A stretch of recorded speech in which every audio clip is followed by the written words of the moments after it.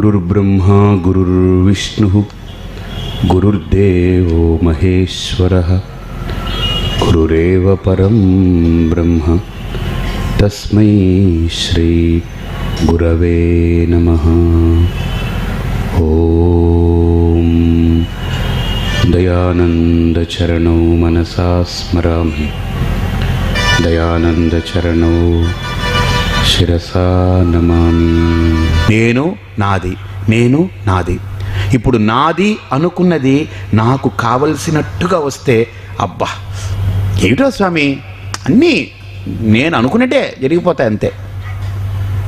ఏదైనా నాది అనుకున్నది వాడికి తగ్గట్టుగా లేకపోతే ఏమిటోనండి దేవుని ఎన్నిసార్లు పూజించాం అంతే అంతే।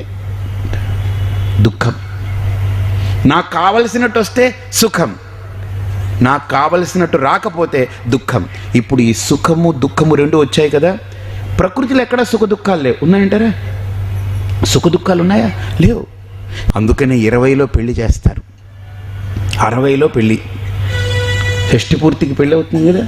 ఈ 20లో పెళ్లి చేసినప్పుడు వీడికి కానీ ఈవిడికి కానీ పీటల మీద బ్రహ్మగారు కూర్చున్నా కనపడడు, ఏం వినపడదు, మంత్రాలు లేదో ఏమండో పట్టుకొని అంటే పట్టిస్తారన్నమాట। ఇలా చూస్తూనే ఉంటారు, ఆవిడ ఇలా చూస్తూనే ఉంటుంది। 60లో పెళ్ళి వస్తుంది, మళ్ళీ 20 ఏళ్ళ నుంచి అలాగా 40 ఏళ్ళు అయిపోయి ఇద్దరికి షష్ఠి పూర్తి వస్తుంది। ఆ పెళ్ళి అంటే షష్ఠి పూర్తికి పెళ్ళిలాగా చేస్తారు వాళ్ళు।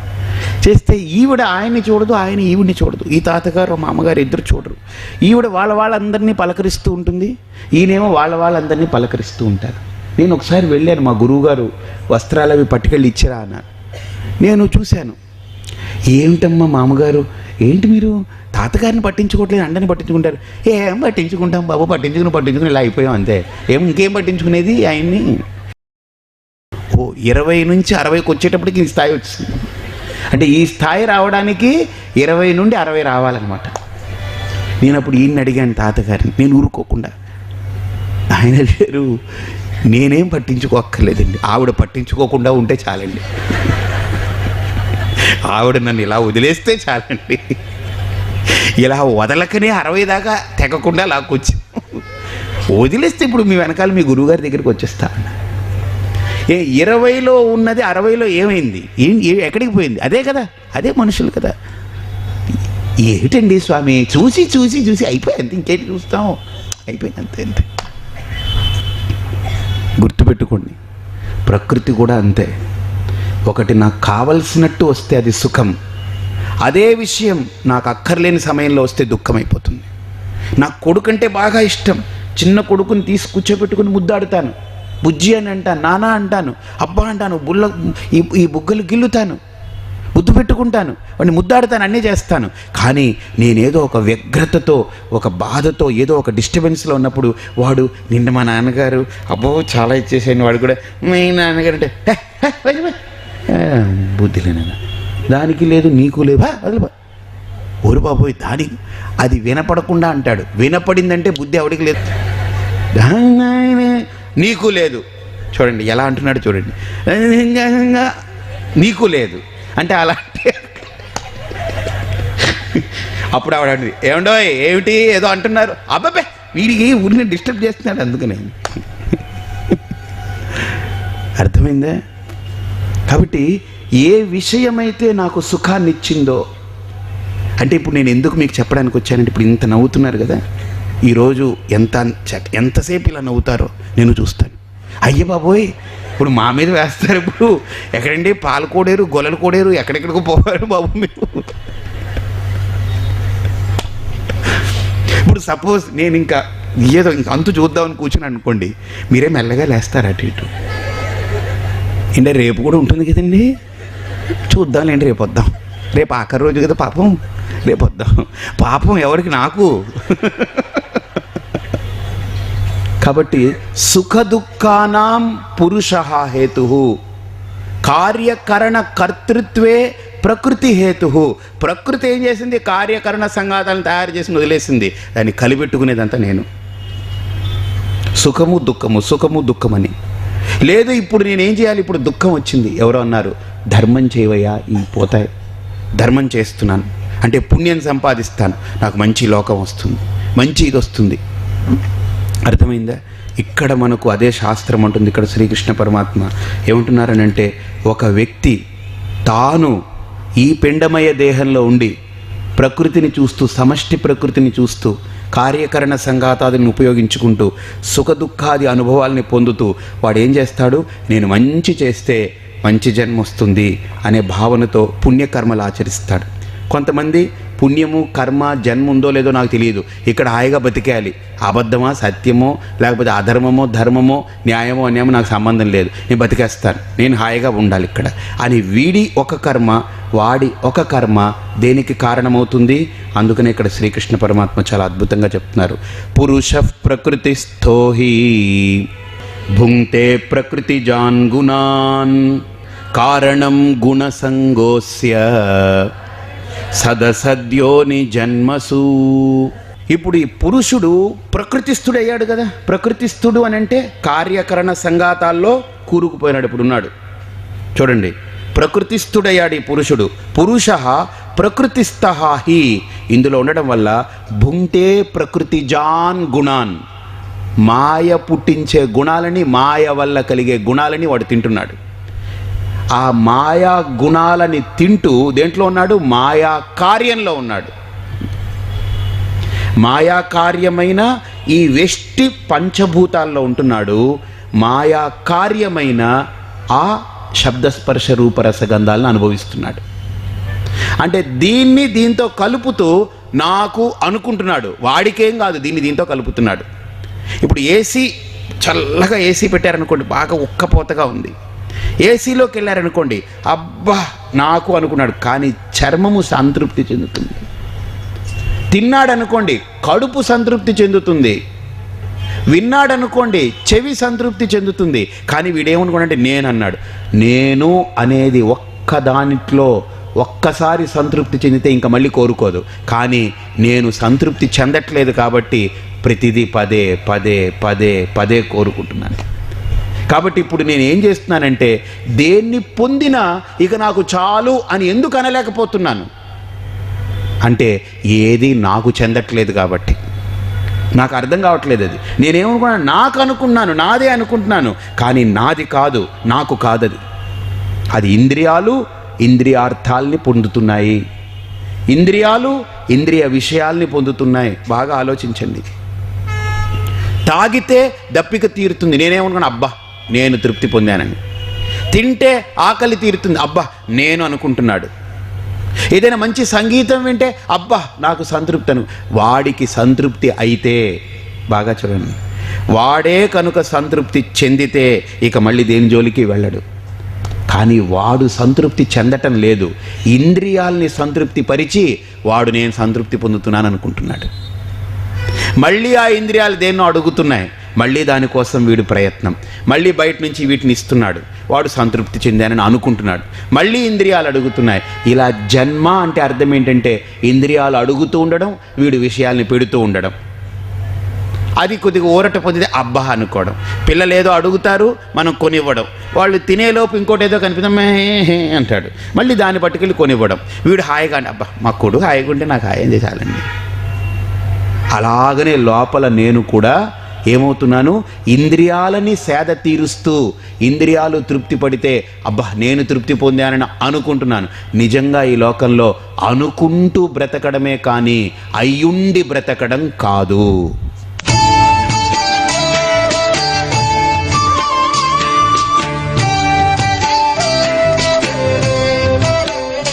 ఏంటి బావ ఆశ్చర్యంగా ఉంది, ఇంత పెద్ద ఇల్లు కట్టావు, పిల్లల్ని బాగా చదివించావు, పైగా 2 పెళ్లిళ్ళు ఒకేసారి చేస్తున్నావు, మరి ఖర్చు? 91లో ఎప్పుడైతే గోదావరి HDPE పైపులకు మారానో అప్పుడే నా జీవితం మారిపోయింది. గోదావరి స్ప్రింక్లర్స్ మరియు డ్రిప్ ఇరిగేషన్ తో వ్యవసాయం ప్రారంభించాను. పంటలు రెండింతలయ్యాయి. ఇదంతా గోదావరి పాలిమర్స్ వారి మహత్యమా? గోదావరి పాలిమర్స్, మంచు నుండి గొప్పకు.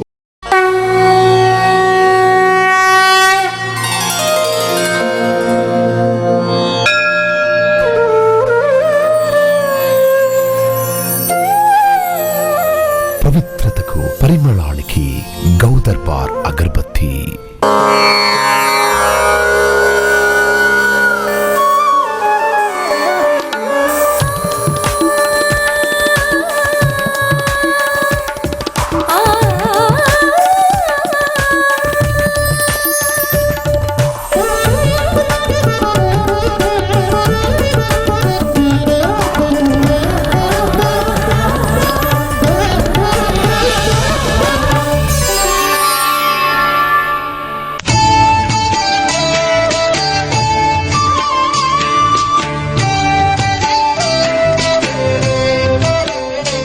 ఎంత తిన్నా వీడికి తీరట్లేదు, ఎంత చూసినా తీరట్లేదు, ఎంత బ్రతికినా తీరట్లేదు. ఎందుకని? అనుకోవడమే. కాబట్టి అయి ఉండడం అయితే ఒక్కటి చాలు. అర్థమైందా? కాబట్టి అనుకోవడమే. నాకు ఇంద్రియాలు, ఇంద్రియ విషయాలు, వీటిని తెచ్చి దీంట్లో పోయడం, అబ్బా అనుకోవడం, మళ్ళీ ఇది అడుగుతాయి, మళ్ళీ బయటికి వెళ్ళడం, తెచ్చిపోయడం, మళ్ళీ అబ్బా అనుకోవడం, మళ్ళీ ఇది అడుగుతాయి, మళ్ళీ వెళ్ళడం, తెచ్చిపోయడం. ఇదే మన ఇంద్రియాలని, ఇంద్రియ విషయాలని, కార్యకరణ సంఘాతాల్ని బయటని దాన్ని కలిపి నేను తృప్తి పొందాను, నేను సుఖి, నేను దుఃఖి, నేను హాయిగా అనుకుంటూ మనమే ఇందులో తగులెడున్నాం. అందుకనే పురుష ప్రకృతిస్థోహి భుంక్తే ప్రకృతిజాన్ గుణాన్ కారణం గుణసంగోస్య సదసద్యోని జన్మసు. ఇప్పుడు వీడేమనుకుంటున్నాడు? ఈ జన్మలో ఏదో చేశాను, ఈ జన్మలో ఇవన్నీ వచ్చాయి, ఈ జన్మలో ఇంకా బాగా చేసుకుంటే రేపటి జన్మ మంచి జన్మ అవుతుంది. కాబట్టి రేపటి జన్మకి కారకుడెవరు? దేవుడు కాడు. ఈ జన్మకు కారకుడెవడు? దేవుడు కాడు. రేపటి జన్మకి కారకుడు నువ్వే. నువ్వే విత్తనాల్ని నాటుకుంటున్నావు కర్మ రూపంలో. ఈరోజు తిన్నావు, రాత్రి పుల్కా మంచి బెండకాయ కూర, కాలీఫ్లవర్ కూర వేసుకొని తిన్నావు అనుకోండి. రేపు ఉదయం లేవగానే మంచి సేమియా ఉప్మా తయారు చేసుకుంటాం, వెజిటబుల్స్ అన్నీ పెట్టుకుంటామని ఈరోజు రాత్రే ప్లాన్ చేసి బీజం నాటి పెట్టుకుంటాం. రేపు మళ్ళీ కర్మ చేస్తాం, దాన్ని తింటాం. అదైంది, మళ్ళీ మధ్యాహ్నం కోసం ఆలోచించుకుంటాం, కర్మ చేస్తాం, తింటాం. మళ్ళీ రాత్రి కోసం ఆలోచిస్తాం, కర్మ చేస్తాం, తింటాం. అంటే మనం ఆలోచించుకోవడం, కలిపెట్టుకోవడం, కర్మలు చేసుకోవడం, తినడం, అబ్బా అనుకోవడం, మళ్ళీ ఆలోచించుకోవడం, మళ్ళీ కర్మలు చేయడం, మళ్ళీ తినడం, అబ్బా అనుకోవడం. అందుకనే ఇక్కడ శ్రీకృష్ణ పరమాత్మ ఆ అంశాన్ని ఇక్కడ తీసుకొని కారణం గుణసంగ అస్య, ఈ గుణసంగత్వం అనేటువంటి కారణం వల్ల. ఏది గుణసంగము అంటే కార్యకరణ సంఘాతాదుల యొక్క గుణము, శబ్దస్పర్శ రూపరస గంధాదులు విషయాలనే గుణం, విషయ గుణాలు కార్యకరణాల యొక్క గుణాలు, ఈ రెండిటితో సాంగత్యం ఏర్పరచుకొని వీడికి సదసద్యోని జన్మసు, ఉత్తరోత్తర జన్మలకి ఈ సంగత్వమే వాడికి హేతు అవుతుంది.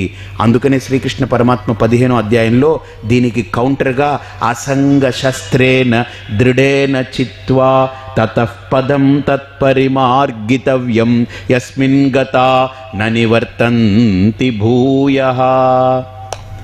ఇక్కడ సంఘం వల్ల పునర్జన్మ, నీకు జన్మలు జన్మలు జన్మలు జన్మలు కారణమవుతున్నాయి.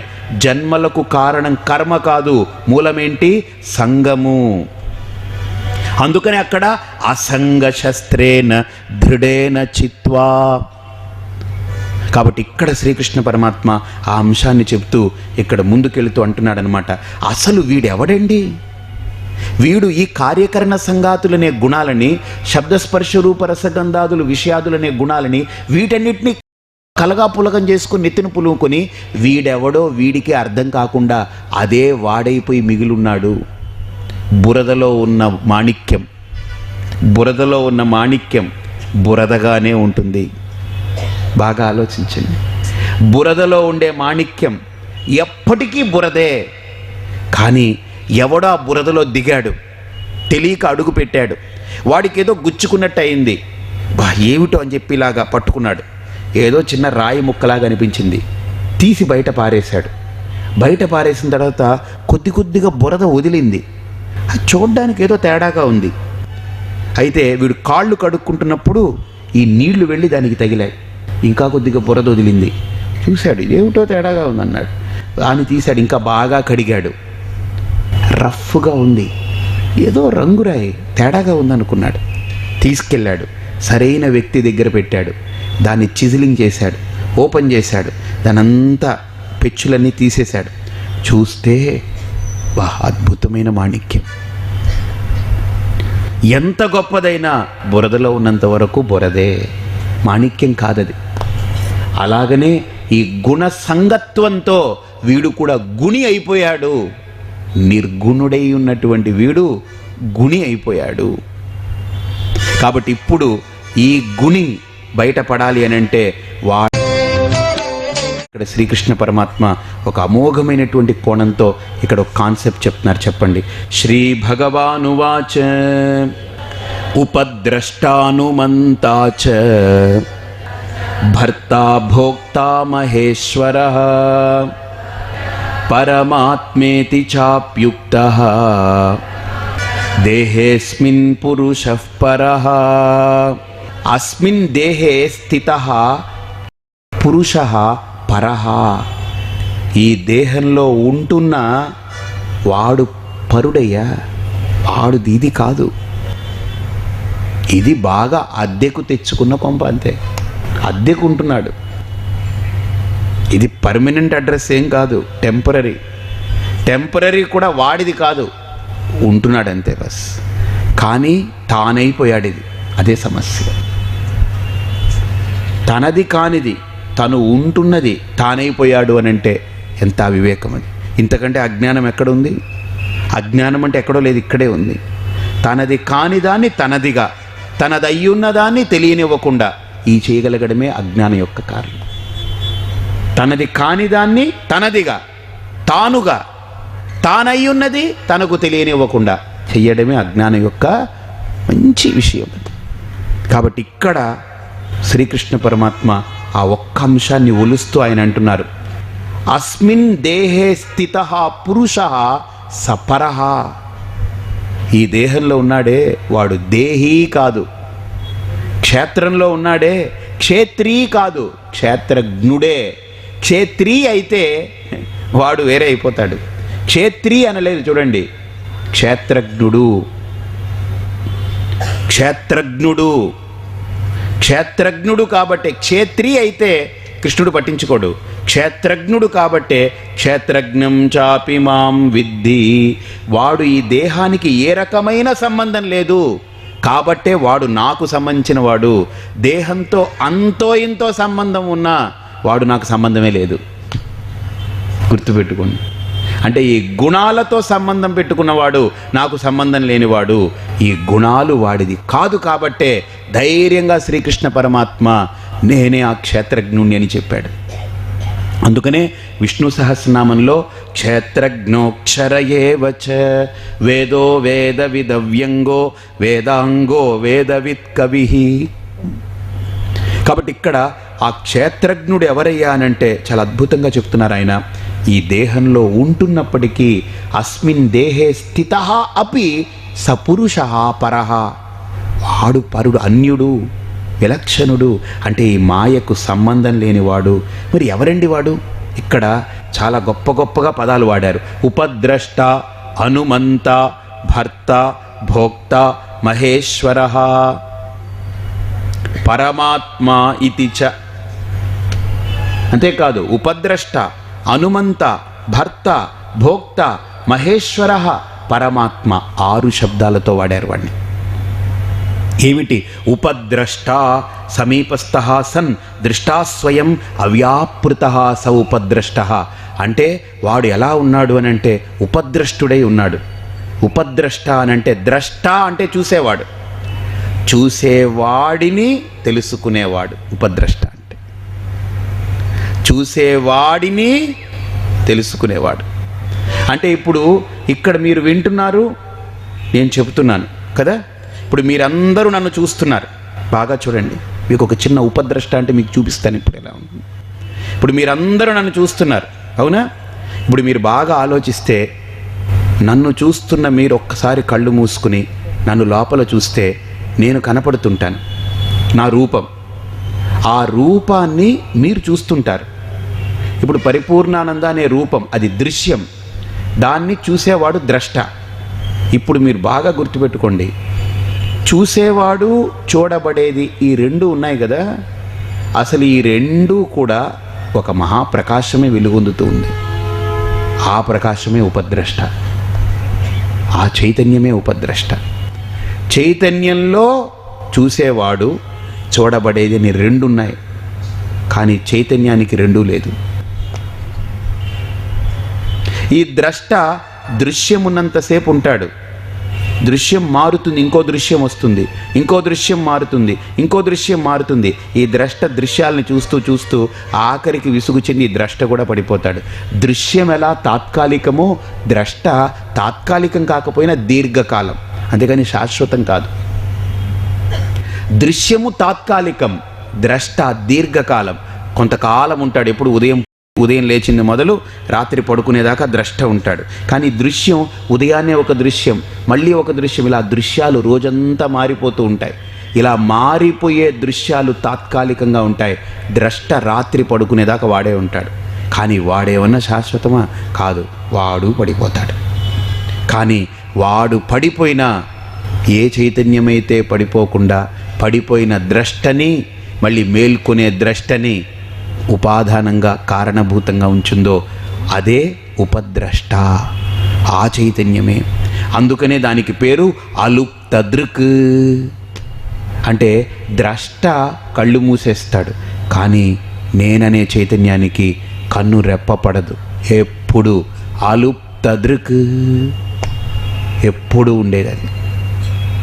కాబట్టి సాక్షి చేత కేవలో నిర్గుణశ్చ.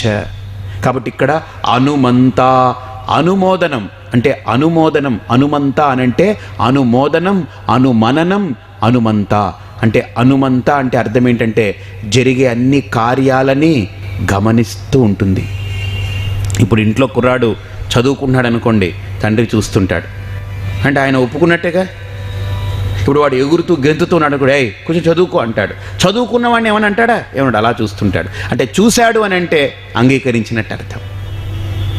ఈయనేం మాట్లాడలేదు కదా. ఏమిటో అమ్మా, నేను చదువుకుంటుంటే మా నాన్నగారు, నేను ఏదన్నా ఆడుకుంటుంటే తిడతారు, నేను చదువుకుంటుంటే ఏమనరేంటి ఆయన?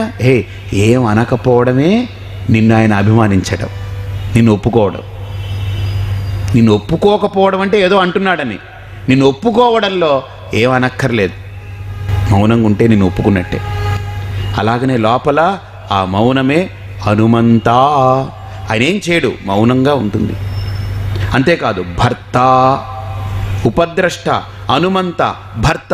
భర్త అంటే అన్నిటినీ భరించేది అని అర్థం. భర్త అంటే దేన్ని భరిస్తుంది అని అంటే ఈ దేహేంద్రియ మనోబుద్ధులు జడం కదా, తన చేతనత్వాన్ని ఇది తీసుకుని ఇది ఎగురుతూ ఉంటుంది, ఇది గెంతుతూ ఉంటుంది, దీన్ని మైమరిపించేస్తుంది, ఇది గెంతుతూ ఉంటుంది, ఏముండదు.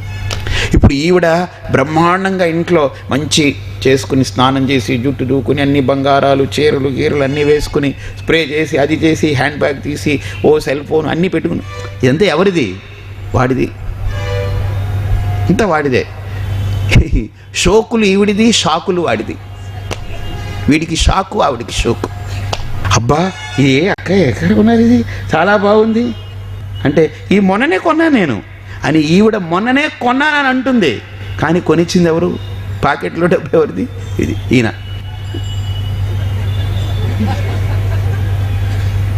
ఈ హ్యాండ్ బ్యాగ్ ఎంత బాగుందో, పాప ఇతను ఎక్కడి నుంచో తెచ్చాడు, ఇది మొన్ననే వచ్చింది, తెచ్చాడు, ఇది వచ్చింది మొన్న వచ్చిందని కాళ్ళు ఏమైనా ఉందా? పాప వీడు తెచ్చాడనమాట. అన్నీ తనదే, కానీ అన్నీ తనదై ప్రవర్తిస్తుంది. అలాగనే దేహేంద్రియ మనోబుద్ధులన్నీ ఆ చేతనత్వాన్ని తీసుకుని ఇది జడమైన అది చేతనంగా ప్రవర్తిస్తుంది, కానీ చేతనమైంది అలా నిలబడింది వెనకాల. భర్త, భోక్త. చూడండి, ఇవన్నీ పొంది లోపల మనస్సు ఏదో దుఃఖం వచ్చి విలవిల్లాడిపోయింది అనుకోండి, నా స్థితినే ముక్కలు చేస్తుంది. లోపల మనసు ఊవిళ్ళూరిపోయింది అనుకోండి, అప్పుడు పోని. ఇప్పుడు సపోజ్ ఒక దుఃఖం వచ్చిందండి, మనం జుట్టు పట్టుకుని ఇలా కూర్చున్నాం, ఇంకా నా వల్ల భరించలేను, నేను చచ్చిపోతానండి ఇలాగన్నా. అప్పుడు ఈ మనస్సు నేను ఆత్మ చైతన్యం వల్లనే కదా దాన్ని కూడా ముక్కలు చేస్తున్నాను, నేను బాధపడి దాన్ని ముక్కలు చేస్తున్నాను అని అనుకున్న మనస్సు ఇప్పుడు సుఖంగా ఉందనుకోండి, సుఖంగా ఉన్నప్పుడు నీ వల్లనే సుఖంగా అనుకుంటుందే అనదు. దుఃఖం వచ్చినప్పుడు మాత్రం దాన్ని ముక్కలు చేస్తుంది, సుఖంగా ఉన్నప్పుడు దాన్ని పట్టించుకు ఇది ఎగురుతూ ఉంటుంది. అది భోక్తృత్వం, మిథ్యాభోక్తృత్వం, సత్యం కాదు. లోపల సుఖ దుఃఖాలు భోగాలు భోక్తృత్వం. అంతేకాదు ఉపద్రష్ట, అనుమంత, భర్త, భోక్త, మహేశ్వర. మహేశ్వరుడు బాగా చూడండి, భోక్తృ శబ్దానికి చాలా అద్భుతమైన అర్థం ఇస్తాడు ఒక కవి. మనం ఇడ్లీలు తింటున్నాం, పెసరట్టు తింటున్నాం, బోండాలు తింటున్నాం, భోజనం చేస్తున్నాం, ఇలా 100 ఏళ్ళు తిన్నాం కదా, ఒళ్ళు బాగా దిట్టంగా పెంచాం. మనం ఏమనుకున్నాం, అబ్బా మనం ఇంత తిన్నామని అనుకున్నాం. పోకుండలు, పూచొట్టలు, లేకపోతే అది ఇది ఎన్ని లేయో లోపల, గోరుమిఠీలు, లేకపోతే పూతరేకులు, లేకపోతే ఇదేంటి లోపల కోవా పెట్టి, కోవా ఉండలు పైన తెల్లగా ఉంటుంది, లోపల కోవా ఉంటుంది అనమాట. సో అది కూడా ఇంతది కాదు, ఇంతది పెట్టాడు ఒక ఆయన. అయ్య బాబు ఇదేంటండి ఇది అంటే, తినండి ఏం కాదండి, అయ్య బాబు నీకేం కాదు, నాకు కదా అయిపోయింది. బెల్లపొచ్చులు అవి ఇవి, మనం ఇంత భోగాలు అనుభవిస్తున్నాం కదా. ఇంత భోగాలు అనుభవించి నేను అనుకుంటున్నాను నేనే భోక్త అని. కాదు, ఆఖరికి నువ్వు ఎక్కుతావు చూసావా ఒక దాని మీద, కాలిస్తాడు చూసావా, వాడు అసలు భోక్త. నువ్వు 100 ఏళ్ళు కష్టపడి తిన్నది వాడు 10 నిమిషాల్లో మొత్తం తినేస్తాడు వాడు.